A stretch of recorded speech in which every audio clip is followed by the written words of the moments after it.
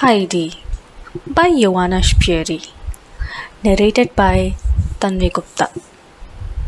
Chapter 3, Little Bear and Little Swan. Heidi felt very happy next morning as she woke up in a new home and remembered all the many things that she had seen the day before and which she would see again that day. And above all, she thought with delight of the dear goats. She jumped quickly out of bed, and a few minutes sufficed her to put on the clothes which she had taken off the night before.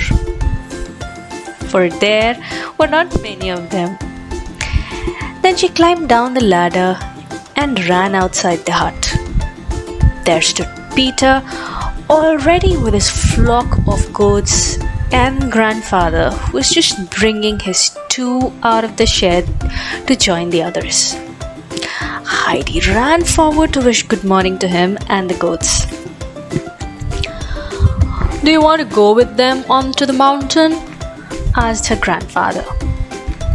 Nothing could have pleased Heidi better, and she jumped for joy in answer. The grandfather went inside the hut, calling to Peter to follow him and bring in his wallet. Peter obeyed with astonishment and laid down the little bag which held his meager dinner. "Open it," said the old man.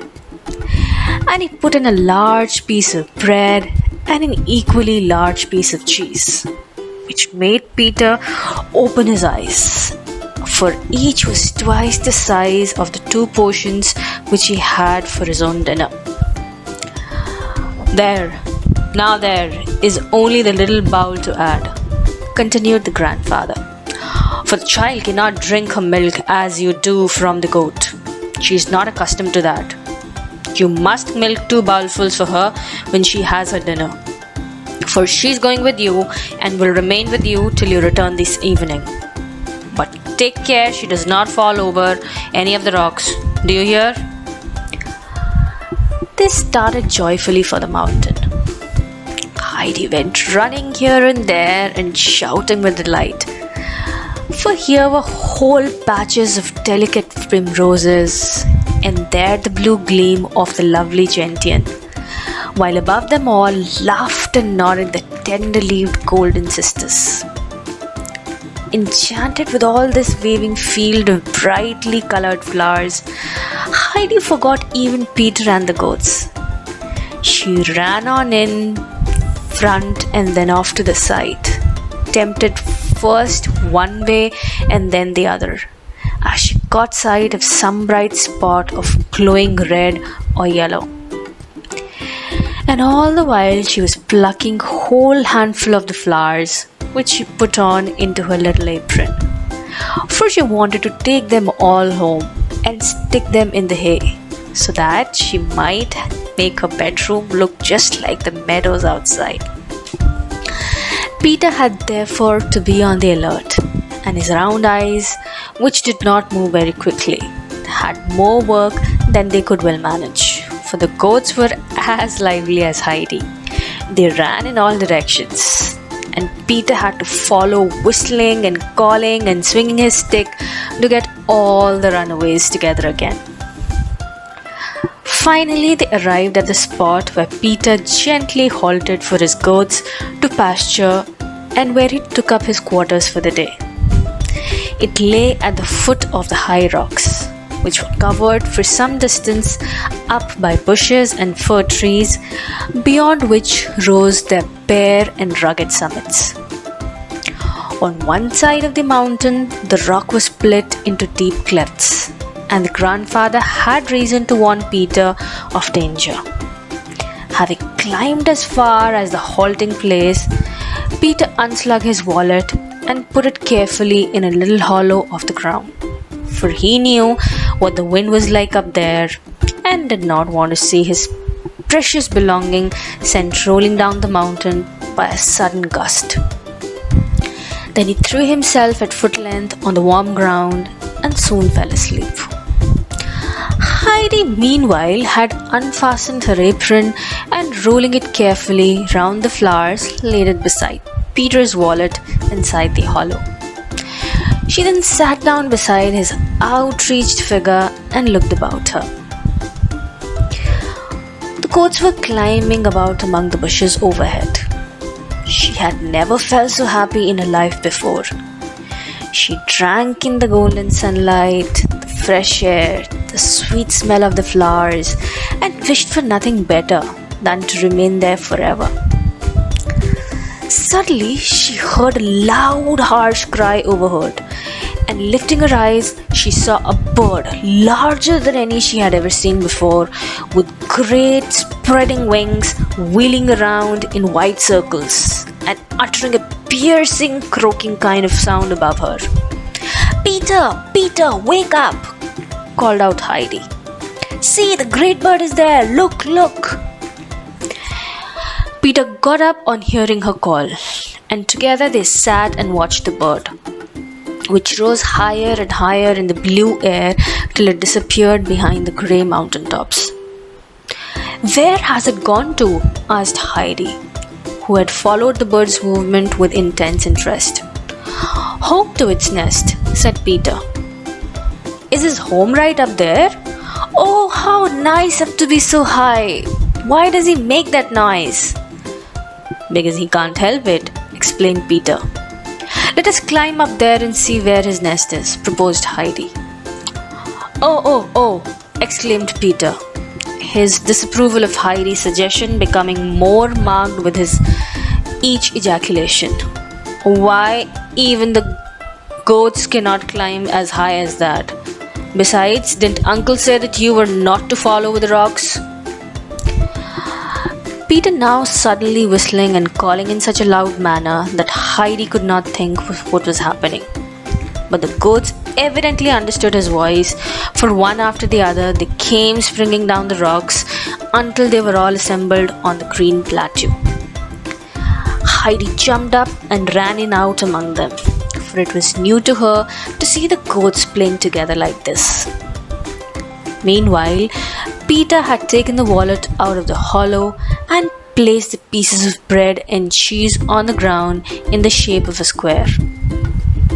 The larger two on Heidi's side and the smaller on his own.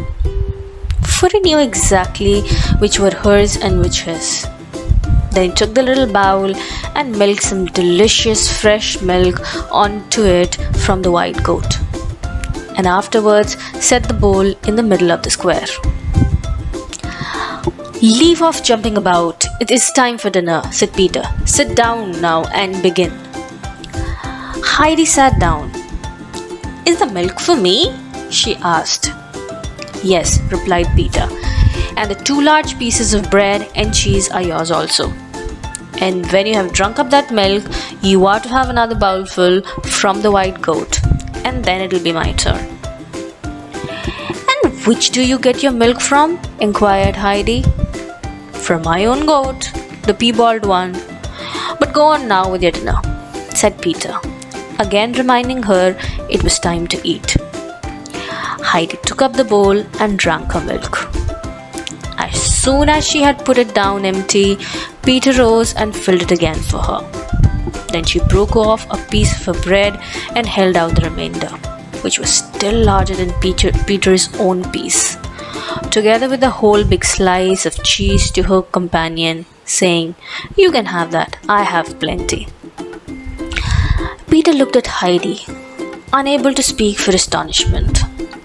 He hesitated a moment, for he could not believe that Heidi was in earnest, but the latter kept on holding out the bread and cheese, and as Peter still did not take it, she laid it down on his knees.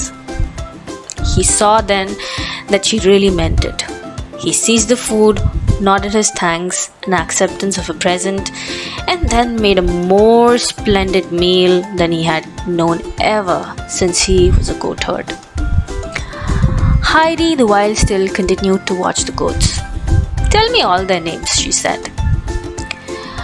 Peter knew these by heart, so he began, telling Heidi the name of each goat in turn as he pointed out to her. She listened with great attention, and it was not long before she could herself distinguish the goats from one another and could call each by name. For every goat had its own peculiarities, which could not easily be mistaken.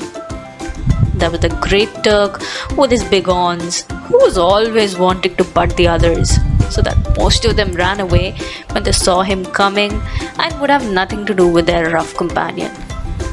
Only Greenfinch, the slender, nibble little goat, was brave enough to face him and would make a rush at him 3 or 4 times in succession.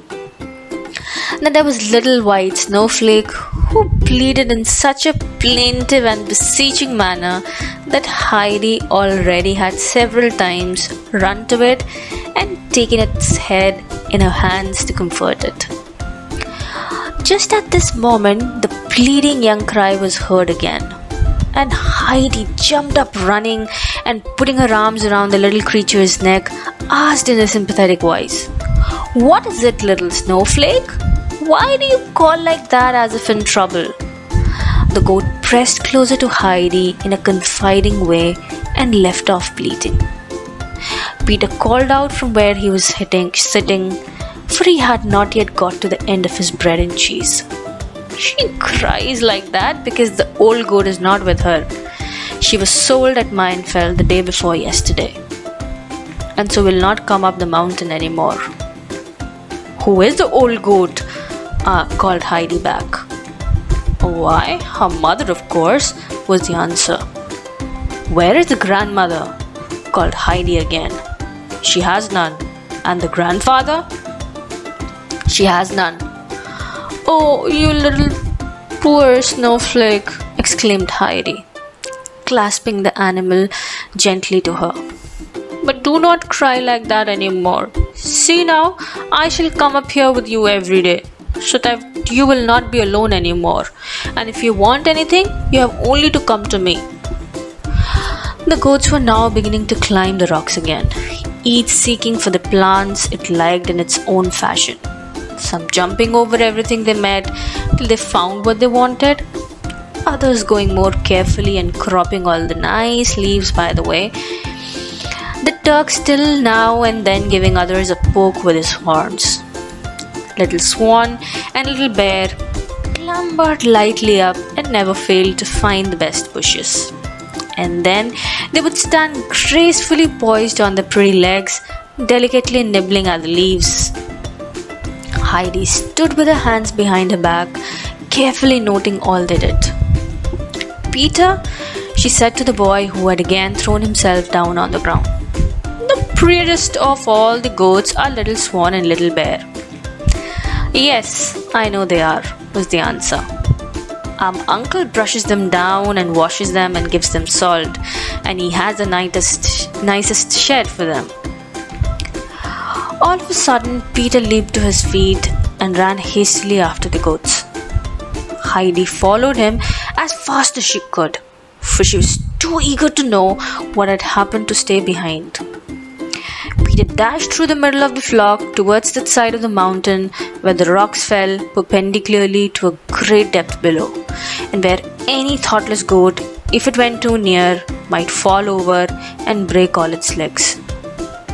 He had caught sight of the inquisitive Greenfinch taking leaps in that direction, and he was only just in time, for the animal had, thus taken by surprise, began bleating furiously, angry at being held so fast and prevented from continuing her voyage of discovery.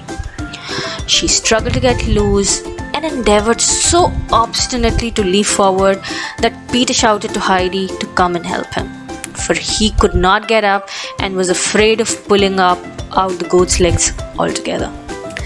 Heidi had already run up, and she saw at once the danger both Peter and the animal were in. She quickly gathered a bunch of sweet-smelling leaves, and then holding them under Greenfinch's nose, said coaxingly, "Come, come, Greenfinch, you must not be naughty. Look, you might fall down there and break your leg, and that would give you dreadful pain." The young animal turned quickly and began contentedly eating the leaves out of Heidi's hand. Meanwhile, Peter got onto his feet again and took hold of Greenfinch by the band round her neck from which her bell was hung. And Heidi, taking hold of her in the same way on the other side, they led the wanderer back to the rest of the flock that had remained peacefully feeding. Peter, now he had his goat in safety, lifted his stick in order to give her a good beating as punishment. And Greenfinch, seeing what was coming, shrank back in fear. But Heidi cried out, "No, no, Peter, you must not strike her. She now see how frightened she is." "She deserves it," growled Peter, and again lifted his stick. Then Heidi flung herself against him and cried indignantly, "You have no right to touch her. It will hurt her. Let her alone." Peter looked with surprise at the commanding little figure, whose dark eyes were flashing, and reluctantly he let his stick drop. "Well, I will let her off if you will give me some more of your cheese tomorrow," he said, for he was determined to have something to make up to him for his fright. "You shall have it all tomorrow and every day. I do not want it," replied Heidi, giving ready consent to his demand. "And I will give you bread as well, a large piece like you had today. But then you must promise never to beat Greenfinch or Snowflake or any of the goats." "All right," said Peter. "I don't care," which meant that he would agree to the bargain and let go of Greenfinch, who joyfully sprang to join her companions. And thus, imperceptibly, the day had crept onto its close, and now the sun was on the point of sinking out of sight behind the high mountains. Heidi was again sitting on the ground when all at once she sprang to her feet. "Peter! Peter! Everything is on fire! All the rocks are burning, and the great snow mountain and the sky! Oh, look! Look! The high rock up there is red with flame! Oh, the beautiful fairy snow! Stand up, Peter! See, the fire has reached the great bird's nest! Look at the rocks! Look at the fir trees! Everything is on fire!" "It is always like that," said Peter composedly, continuing to peel his stick. "But it's not really fire." "What is it then?" cried Heidi. "It gets like that of itself," explained Peter. "Look, look!" cried Heidi in fresh excitement. "Now they have turned all rose color. Look at the one covered with snow and that with the high pointed rocks. What do you call them?" "Mountains have not any names," he answered. "Oh, how beautiful! Look at the crimson snow, and up there on the rocks there are ever so many roses. Oh, now they're turning grey. Oh, now all the color has died away. It's all gone, Peter." And Heidi sat down on the ground, looking as full of distress as if everything had really come to an end. "It will come again tomorrow," said Peter. "Get up, we must go home now." He whistled to his goats, and together they all started on their homeward way. "Is it like that every day? Shall we see it every day when we bring the goats up here?" asked Heidi as she clambered down the mountain at Peter's side. She waited eagerly for his answer and hoping that he would tell her it was so. "It is like that most days," he replied. "But will it be like that tomorrow for certain?" Heidi persisted. Yes, tomorrow for certain," Peter assured her in answer.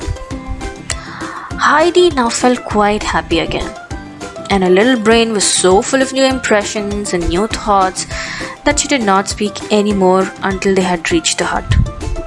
The grandfather was sitting under the fir trees where he had put up a new seat. Heidi ran up to him, followed by the white and brown goats, for they knew their own master in stall. Peter called out after her, "Come with me again tomorrow, good night," for he was anxious for more than one reason that Heidi should go with him the next day. "Oh, grandfather," cried Heidi, "it was so beautiful! The fire and the roses on the rocks and the blue and yellow flowers, and look what I've bought for you."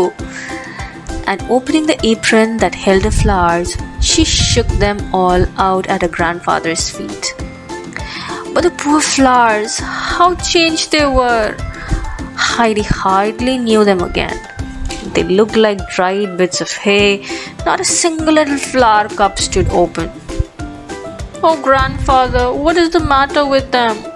explained Heidi in shocked surprise.